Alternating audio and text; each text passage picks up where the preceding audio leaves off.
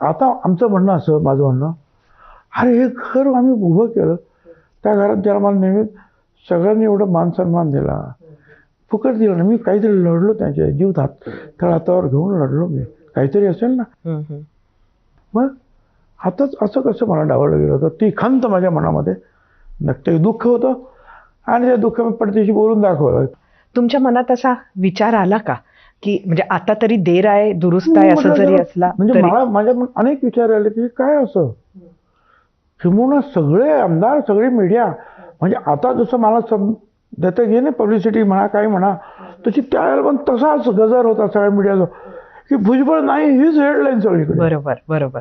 पण मग काय बदललं नक्की? बिहाइंड द सीन्स बरंच घडलं असेल, काय झालं मला माहित नाही. कसं काय आता सडनली त्यांना काय अचानक वाटलं असेल नवीन लोकांना घ्यावं, काय सिनियर लोक आता जाणं त्यांना बाजूला ठेवायचं काहीतरी वाटलं असेल. पण मग आता काय घडलं?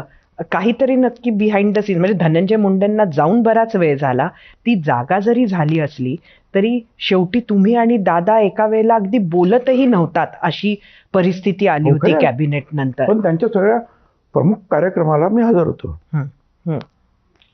1 मेच्या कार्यक्रमाला मी हजर होतो, स्टेजवर होतो त्यांच्यावर. शिर्डीला अधिवेशन झालं, मी हजर होतो. ठीक आहे, तुमच्या घरच्या कार्यक्रमाला हजर नव्हतो, पक्षाच्या कार्यक्रमाला मी हजर होतो. मी पक्ष सोडला नव्हता, कारण काय करायचं काय. पण सोडायचा का हा विचार आला होता का? आला होता अनेक वेळा, की काय कशासाठी राहणार, की ते आपली किंमत अशी का अशी झाली. परत म्हटलं काय करायचं काय. भाजपमध्ये आपण जाणार असं एक होतं, फडणवीसांची तुमच्याशी खूपच तुमच्यावरचं प्रेम, किंवा फडणवीस तुमच्यासाठी बरीच बॅटिंग करतात असं